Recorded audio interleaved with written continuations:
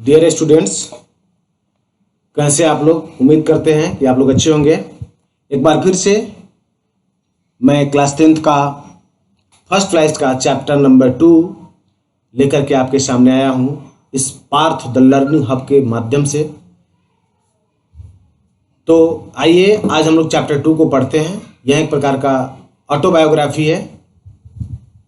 सबसे पहले हम लोग समझते हैं इस चैप्टर का नाम क्या है। नेल्सन मंडेला जो इसको लिखा है उन्होंने, और इसका नाम है लॉन्ग वॉक टू फ्रीडम, अर्थात Long walk to Freedom. Long walk to Freedom एक प्रकार का उनका ऑटोबायोग्राफी है जिसको उन्होंने लिखा है। कहा जाता है कि he was nation father of south Africa. Nation father से तो आप समझ ही रहे होंगे। नेशन फादर से आपको एक और चीज याद आ गया होगा। वो याद आ गया होगा आपको महात्मा गांधी के बारे में। महात्मा गांधी भी भारत के लिए बहुत कुछ किया। भारत को अंग्रेजों से स्वतंत्रता दिलाने में अपना एक महत्वपूर्ण योगदान दिया।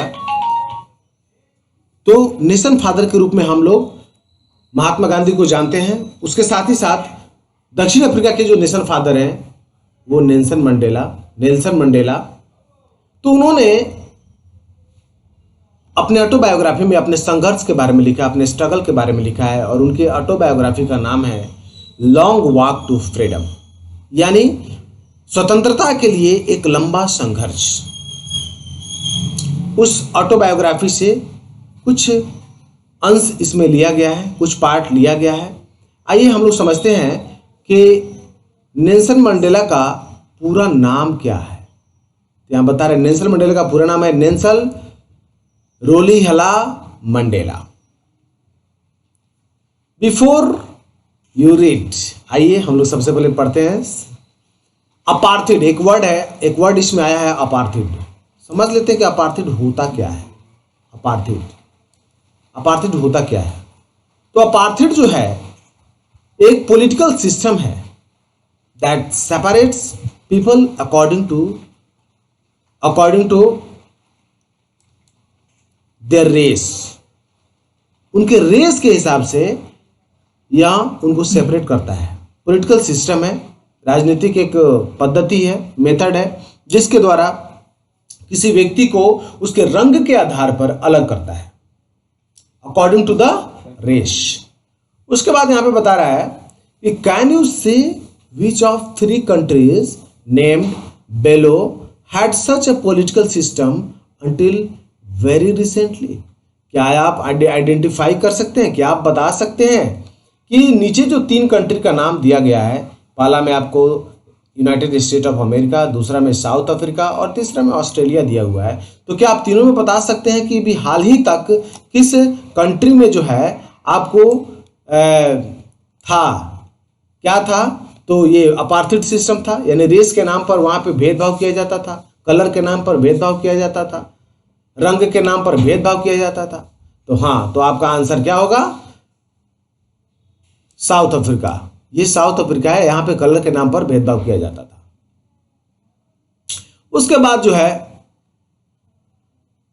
नेक्स्ट पॉइंट में हमें ये बताता है कि have you heard of Nelson Mandela and his African National Congress span in life time fighting against अपार्थिड।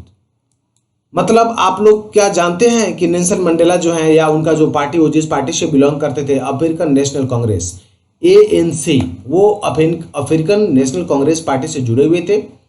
और उन्होंने अपने पूरे जीवन भर लाइफ टाइम फाइटिंग, जीवन भर संघर्ष किया अगेंस्ट अपार्थिड। ये जो अपार्थिड सिस्टम था, यानी पॉलिटिकली जो डिस्क्रिमिनेशन किया जाता था गोरे और काले के बीच में, कहा जाता है अपार्थिड का मतलब यहां गया है कि पॉलिटिकल राइट नहीं मिला था, अर्थात रिप्रेजेंटेटिव को सिलेक्ट करने में, सरकार बनाने में, गवर्नमेंट बनाने में वहां पे काले लोगों को किसी प्रकार की भागीदारी नहीं होती थी।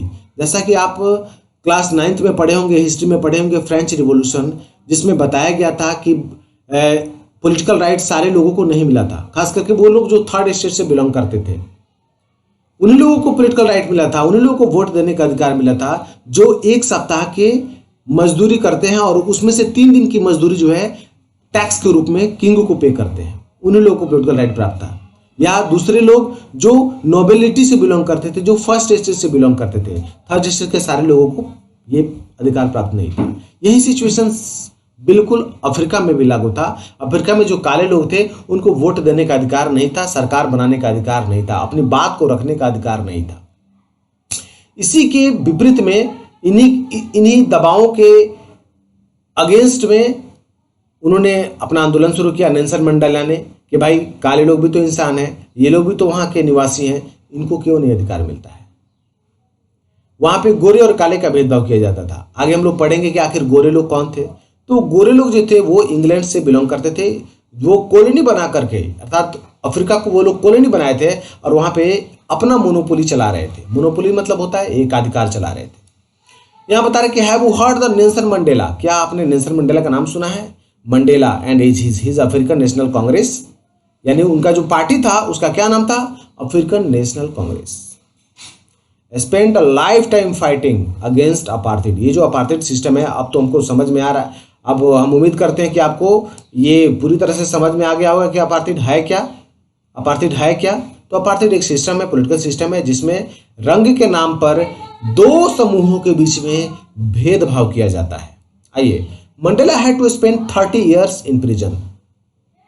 मंडेला को 30 साल तक, कितने वर्षों तक, 30 वर्षों तक, 30 ईयर्स बता रहे हैं यहाँ पे कि मंडेला को 30 ईयर्स तक क्या करना पड़ा, अपने लाइफ को जेल में बिताना पड़ा, उनको जेल में रहना पड़ा।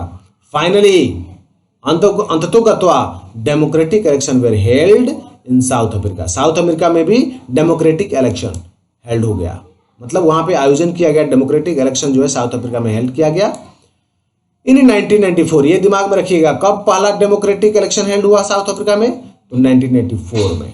कब इलेक्शन हुआ, तो 1994 में। And Mandela became the first black president of new nation. वहां के जो नई राष्ट्र बना, एक नया राष्ट्र के रूप में जो बना अफ्रीका, वहां के पहले वो क्या बने, पहले वो काले राष्ट्रपति बने। इसके पहले वहां पे गोरों का अधिकार था और गोरे लोग ही वहां पे राष्ट्रपति बनते थे। उसके बाद में बता रहा है कि in this extract from his autobiography, याद रखिएगा ये लॉन्ग वॉक टू फ्रीडम क्या है, ये ऑटोबायोग्राफी है। किसका ऑटोबायोग्राफी है, तो आपका नेल्सन मंडेला का ऑटोबायोग्राफी है। Long walk to freedom, Mandela speaks about history. उन्होंने हिस्ट्री के बारे में यहां बताया है, अबाउट हिस्ट्री, हिस्टोरिक ओकेजन। उन्होंने क्या बताया कि हिस्टोरिक ओकेजन को बताया है, बता रहे हैं। उसके बाद बता रहे द इनॉग्रेशन। इनॉग्रेशन मतलब होता है शुभारंभ। उन्होंने बताया कि जब वो राष्ट्रपति पद पे वहां पे नॉमिनेट किए गए थे, उनकी पार्टी जब जीती थी, तो जो इनॉग्रेशन हुआ था, जो शुभारंभ हुआ था, जो पद ग्रहण का जो समय था, बेला था, वो एक प्रकार का ऐतिहासिक था, एक ऐतिहासिक ओकेजन था, अवसर था। उसके बारे में उन्होंने लॉन्ग वॉक टू फ्रीडम में मेंशन किया है। Can you guess what the occasion might be? क्या आप गेस कर सकते हैं कि वो ओकेजन क्या हो सकता है? तो बता रहे हैं यहाँ पे कि check your guess with this news item from the BBC of 10th May of 1994।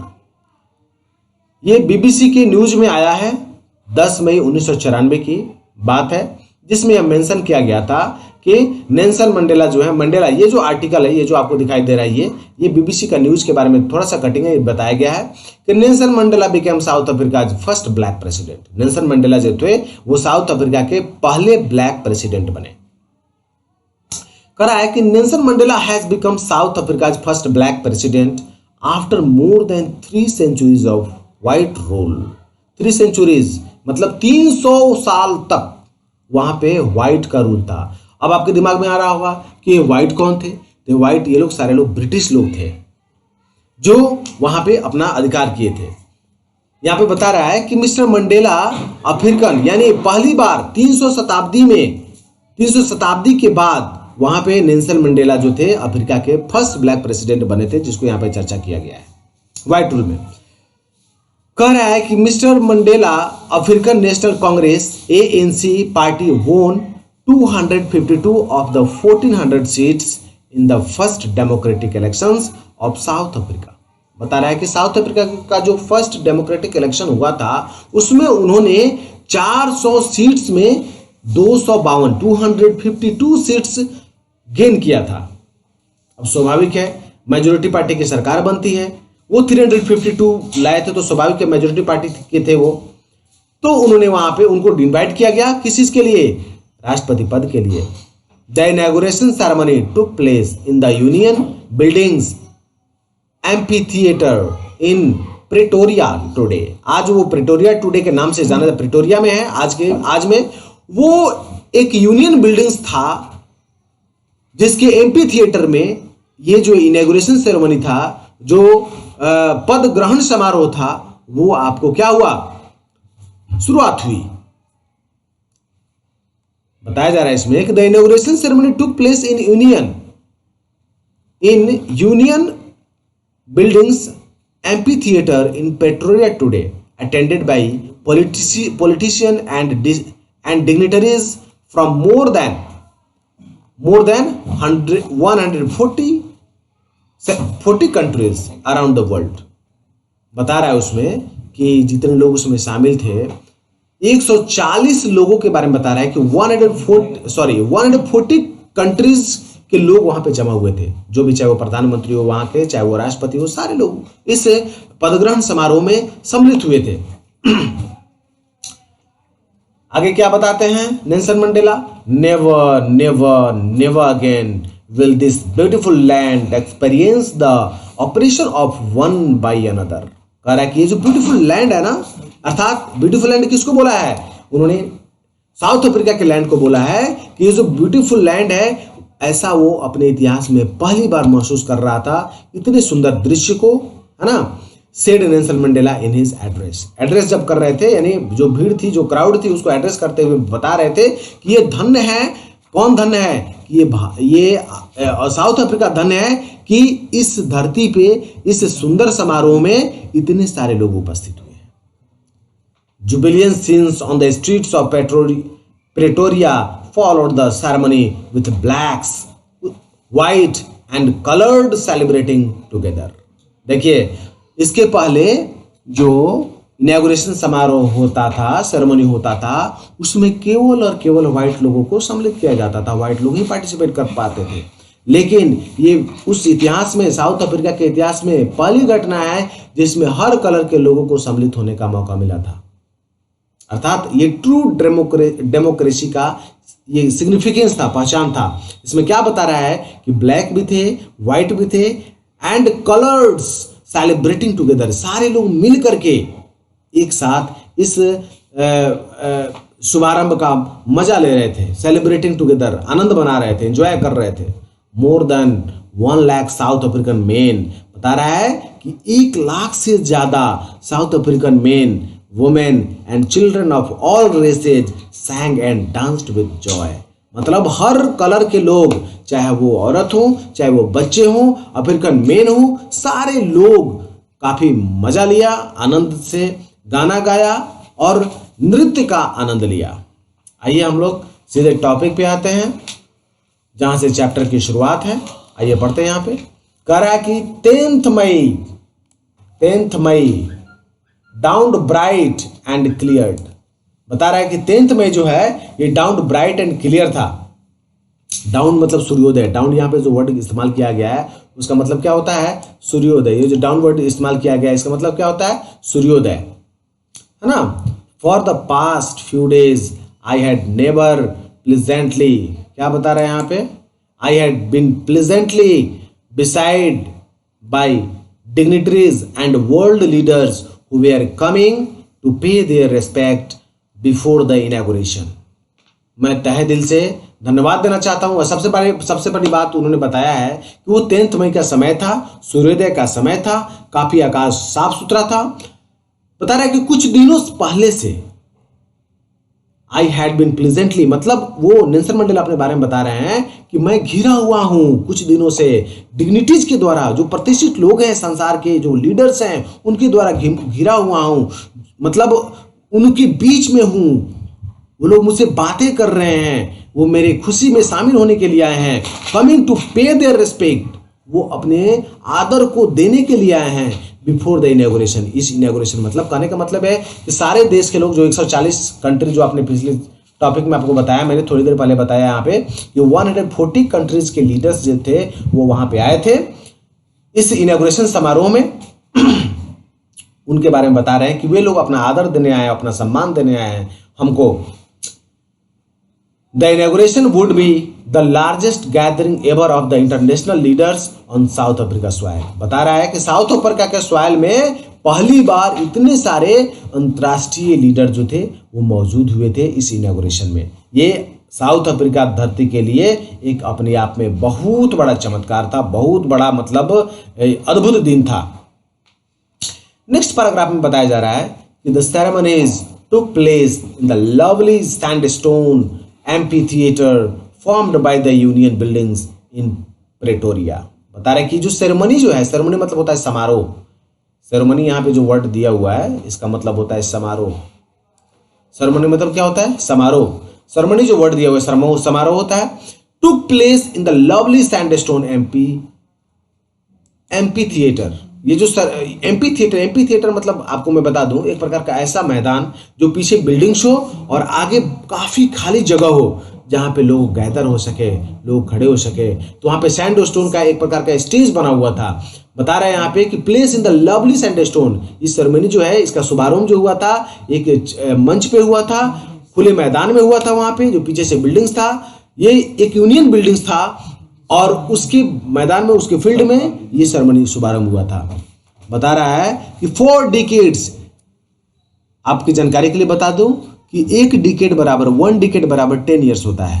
जब इसमें एस लग गया है यानी बहुत 10 वर्षों को कई सारे 10 वर्ष मिला दिया गया है इसमें कि ये 4 डिकेड्स कई दशकों से this had been the seat of white supremacy. ये जो सीट था ना ये व्हाइट सुपरमेसी के लिए था। बता रहा है कि ये सीट किसके लिए था? तो व्हाइट सुपरमेसी के लिए था। This had been the seat of white supremacy and now it was the site of rainbow gathering of different colors and nations for the installation of South Africa's first democratic non-racial government. अब यह जो है now it was the site of rainbow gathering, वहां पे जो लोग खड़े थे उनको राइटर ने अर्थात नेल्सन मंडेला ने रेनबो का सिंबल दिया है। आपके दिमाग में ये क्वेश्चन उठ रहा होगा कि सर रेनबो कैसे आ गया? रेनबो तो बरसात होती है तब आता है। नहीं, यहाँ पे रेनबो उन लोगों से कंपैरिजन किया गया है रेनबो का जो अलग अलग कलर के थे। वो उसमें ब्लैक भी थे शामिल, व्हाइट भी शामिल थे, इसलिए यहाँ पे आगे दे दिया है different colours. And Nations for the installation of south Africa first democratic non racial government. वहाँ पे जो पहली प्रजातंत्रात्मक नॉन रेशियल गवर्नमेंट यानी बिना किसी कलर के अर्थात बिना किसी कलर के भेदभाव किए वहां पे पहली सरकार बन रही थी। वो थी किसकी सरकार? तो नेल्सन मंडेला की सरकार थी। थोड़ी देर पहले मैंने आपको बताया था कि नेल्सन मंडेला का पार्टी का क्या नाम है, क्या नाम था जिस पार्टी से वो बने थे? यहाँ पे बताया गया था ना, साउथ ANC मतलब African National Congress. African National Congress उनके पार्टी का नाम था। कितने सीटें उनको मिली थी? तो 252। कितनी सीटों के लिए पूरा इलेक्शन हुआ था? तो 400। ये 1 वर्ड्स के रूप में एग्जाम में आपके आ सकता है, ध्यान में रखिएगा इसको। बता रहा है कि on the lovely autumn day I was accompanied by my daughter Zenani. आगे क्या बताते हैं नेल्सन मंडेला कि वो जो समय था ना वो लवली ऑटम डे था। ऑटम डे ऐसे 10 मई का उसमें बताया गया है। हमारे यहाँ 10 मई में क्या होता है? समर होता है। 10 मई को क्या होता है? समर होता है। जबकि आपको वहां पे ऑटम के बारे में बताया जा रहा है। ऐसा क्यों बताया गया है? आपकी ज्योग्राफी में पढ़ना होगा कि पूरे अर्थ को 2 हेमिस्फीयर में डिवाइड किया गया है। एक नॉर्दर्न हेमिस्फीयर और दूसरा है सदर्न हेमिस्फीयर। तो हम लोग नॉर्दर्न हेमिस्फीयर में पढ़ते हैं, तो हमारे यहाँ जो सीजन होता है उसके जस्ट अपोजिट वहाँ पे सीजन होता है। तो हमारे समर हो रहा था तो वहाँ पे ऑटम हो रहा था। यदि वहाँ पे यदि समर होगा तो हमारे यहाँ ऑटम होगा। इस तरह का वहाँ पे है, क्योंकि दक्षिणी गोलार्ध में वो पड़ता है। तो यहाँ पे क्या बता रहे हैं नेल्सन मंडेला कि आई was accompanied by my daughter. मैं अकेले नहीं था, मेरे इनॉग्रेशन में, मेरे राष्ट्रपति के पद ग्रहण में मेरी डॉटर भी थी जिसका नाम क्या था? जेनानी। ये याद रखिएगा, क्या नाम था उसका? जेनानी। ऑन द पोडियम, पोडियम तो आप लोग समझते ही होंगे, आपके स्कूल्स में भी आपको देखने को मिलते होंगे, स्टेज पर भी देखने को मिलते होंगे, खास करके जब वो कल्चरल एक्टिविटी होती है, या बहुत सारे स्कूल्स में तो क्लास में भी पोडियम होता है जहाँ पे खड़े होकर के टीचर्स जो है अपना लेक्चर देते हैं, पढ़ाते हैं। तो बता रहा है कि ऑन द पोडियम, पोडियम के पास mister de Klerk was first sworn as a second deputy president। सबसे पहले मिस्टर डी क्लर्क जो है वो वहां पे आते हैं पोडियम के पास और वो शपथ लेते हैं डिप्टी प्रेसिडेंट के रूप में। देन उसके बाद किनकी बारी होती है? थैबो मैबकी was sworn as a first deputy president। उसके बाद वो जो थैबो हैं, थैबो मेबेकी was sworn in as the first deputy president, वो फिर अपना शपथ लेते हैं। When it was my turn, Nelson Mandela क्या बताते हैं? जब मेरी बारी थी। अब किसकी बारी थी? मेरी बारी थी। I pledged to obey, मैं शपथ लिया ओबे, पालन करने का, and uphold the constitution and the devote myself to the well-being of the republic and its people। मतलब यहाँ क्या बता रहे हैं कि मैं संविधान का शपथ लेकर कहता हूं कि संविधान के नियमों के अगेंस्ट नहीं चलूंगा, संविधान में जो कुछ भी वर्णन है उसको मानूंगा। यहाँ पे कॉन्स्टिट्यूशन मतलब क्या होता है बाबू? संविधान होता है। क्या होता है? संविधान होता है, constitution. And to devote myself, अपने आप को डिवोटी मतलब भक्त बनूंगा, सेवा करूंगा। किनकी सेवा करूंगा? Well being of the Republic, ये जो भलाई के लिए, ये जो गणतंत्र, यहाँ के लोग जो हैं उनके भलाई के लिए मैं काम करूंगा। ये वहां पे शपथ लेते हैं। अच्छा, कॉन्स्टिट्यूशन होता क्या है जरा आप बताइए, जरा आप सोचिए। कॉन्स्टिट्यूशन जो होता है वह किसी भी कंट्री के लिए सेट ऑफ रूल होता है, सेट्स ऑफ रूल्स होता है ना। कॉन्स्टिट्यूशन जो होता है वो सेट्स ऑफ रूल होता है। हमारे देश में भी कॉन्स्टिट्यूशन है। हमारा कॉन्स्टिट्यूशन कब लागू हुआ? 26 जनवरी 1950 को। कहा जाता है ना कि सही बात है कि बिना किसी रूल रेगुलेशन के किसी कंट्री को नहीं चलाया जा सकता है। आप अपने परिवार को लीजिए, बिना रूल रेगुलेशन के आपका परिवार भी नहीं चल सकता है। सबका अलग अलग जिम्मेवारी है, सबका अलग अलग रिस्पॉन्सिबिलिटी है, दायित्व है। तो यहाँ पे नेल्सन मंडेला कहते हैं कि मैं साउथ अफ्रीका के लिए यहाँ के संविधान के हिसाब से, यहाँ के कॉन्स्टिट्यूशन के हिसाब से काम करूंगा और जहां तक हो मैं अपने देश के लोगों की भलाई का ही काम करूंगा। To the assembled guests and the watching world I said, खास करके यहाँ पे जो लोग गेस्ट आए हुए हैं, असेंबल मतलब जमा होना, असेंबल मतलब क्या होता है बाबू? जमा होना। जो लोग यहाँ पे जो गेस्ट आए हुए हैं, एंड द वॉचिंग वर्ल्ड, और ये पूरा संसार जो मुझे देख रहा है, वॉचिंग वर्ल्ड, पूरा संसार जो मुझे देख रहा है, आई सेड, मैं उनको बोलता हूँ, today all of us do by our presence here, मतलब आप सभी जो हैं, हम सब यहाँ पे खड़े हैं, confer glory and hope to newborn liberty, मतलब आप लोग इस चीज के साक्षी हैं कि एक नया आज़ादी मिल रहा है, एक नया उभरते हुए देश को आज़ादी मिल रही है, out of the experience of an extra ordinary human disaster. वो उस ह्यूमन मतलब बता रहा है कि पिछले दशकों में ये जो हम लोग दूसरे के अधीन थे, हम लोग एक्सप्लॉइटेड हो रहे थे, मतलब शोषित हो रहे थे, वो हमारे लिए एक प्रकार का डिजास्टर ही था। उस डिजास्टर से जो है हम लोगों ने काफ़ी अनुभव लिया। कह रहा है कि the lasted too long must be born a society, इस समाज जो है उसको जला देगा, of which all humanity will be proud, जिस पर पूरे मानवता का गर्व होगा। मतलब अपने अफ्रीका के बारे में बता रहे हैं कि पिछले दशकों में जो अफ्रीका देश जो है किसी वाइट पीपल के अधीन में था, अब वो बात नहीं है। अब जो है एक नया सवेरा का उदय हुआ है और इसका साक्षी जो है यहाँ पे जितने सारे लोग असेंबल गेस्ट जो हैं इसके साक्षी हैं। नेक्स्ट पैराग्राफ में हम लोग आते हैं। We who were outlaws not so long ago, हम सभी लोग जो आउटलॉज थे, आउटलॉज मतलब यहाँ पे क्या होता है, मतलब हम लोगों को किसी विशेषाधिकार नहीं था, कानून हमको नहीं मिला था वोट देने का। We were treated just as animal, एक जानवर की तरह हमसे ट्रीट किया जाता था। Not so long ago have today been given the rare, यहाँ क्या बता रहा है कि rare privileges, have given the rare privileges, आज हमें एक विशेषाधिकार मिला है। प्रिविलेजेस मतलब क्या होता है? विशेषाधिकार।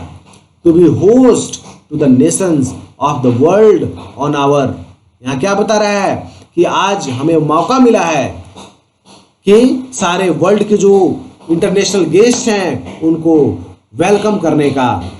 For having come to take position with the people of our country of what is after all a common victory for justice, for peace, for humanity, dignity. यहाँ क्या बता रहा है कि आप साक्षी हैं, आप विटनेस हैं। आप यहाँ पे किसको बता रहा है कि इंटरनेशनल जो भी गेस्ट आए हुए हैं उनको विटनेस मान करके बता रहा है कि आप लोग इसका विटनेस है कि ये जो साउथ अफ्रीका है वहाँ पे विक्ट्री फॉर जस्टिस, ये यहाँ पे न्याय की जीत हुई है, पीस की, शांति की जीत हुई है, for human dignity.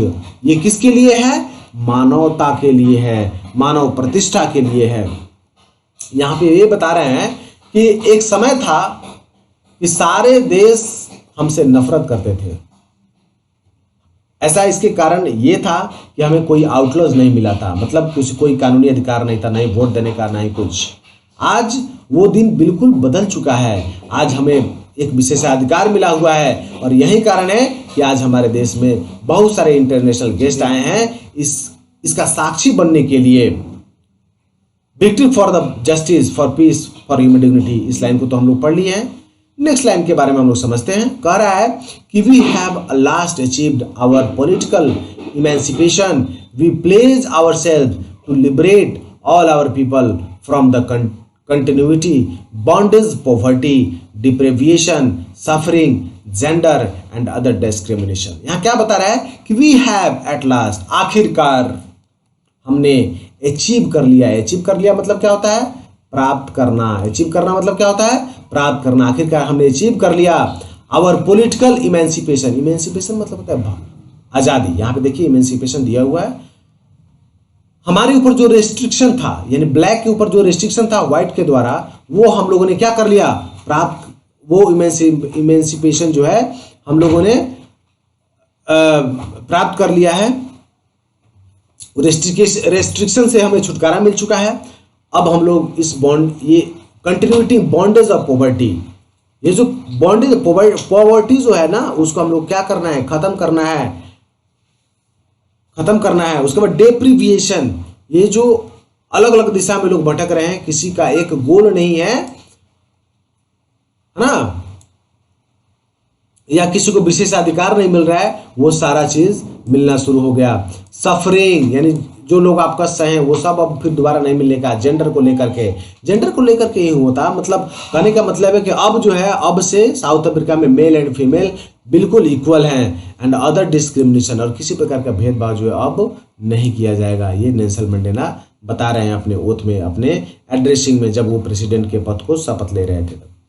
Never, never and never again I shall it with that this beautiful land will again experience the oppression of one by another। मतलब अब से पहले जो कुछ हो चुका है वो अब साउथ अफ्रीका फिर दोबारा महसूस नहीं करेगा। अब यहाँ पे कोई सताया हुआ व्यक्ति नहीं रहेगा। यहाँ पे सबको आज़ादी मिलेगी, सबको अपनी बात कहने की आज़ादी मिलेगी, सरकार बनाने में आज़ादी मिलेगी, और वो सारे अधिकार मिलेंगे जिसके वो डिजर्व करते हैं। The sun shall never set, अर्थात यहाँ की जो सन है, किस चीज का सन? ग्लोरी का सन, यानी लिबर्टी का सन, वो कभी भी अब सेट नहीं होगा। सेट मतलब क्या होता है? अस्त होना। अर्थात यहाँ बता रहा है कि यहाँ का सूर्योदय अब कभी अस्त नहीं होगा। On so glorious a human achievement, ये एक प्रकार का जो अचीवमेंट है, हम लोगों ने जो अचीवमेंट प्राप्त किया है उसको अभी हम लोग कभी खत्म होने नहीं देंगे, ये कंटिन्यू चलता रहेगा।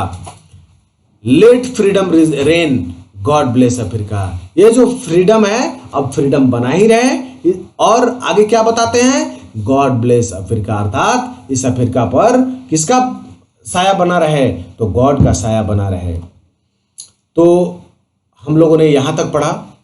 अगले पार्ट में जो है, इसी चैप्टर का अगला पार्ट जो मैं आपको बताऊंगा, तब तक के लिए आपको होमवर्क के रूप में आपको ये ओरल कंप्रिहेंशन जो क्वेश्चन जो दिया हुआ है उसको आपको बनाना है। इसमें जो प्रॉब्लम होगी उसको मैं अगले वीडियो में बताऊंगा। मैं आप लोगों से एक विशेष रिक्वेस्ट है कि हमारे चैनल को सब्सक्राइब कीजिए, हमारे वीडियोस को लाइक कीजिए और शेयर कीजिए जितना हो सके। अतः आप पार्थ द लर्निंग हब के साथ जुड़े रहिए। आप हमारे साथ रहिए और हम तो आपके साथ हमेशा और हमेशा रहेंगे। Thank you.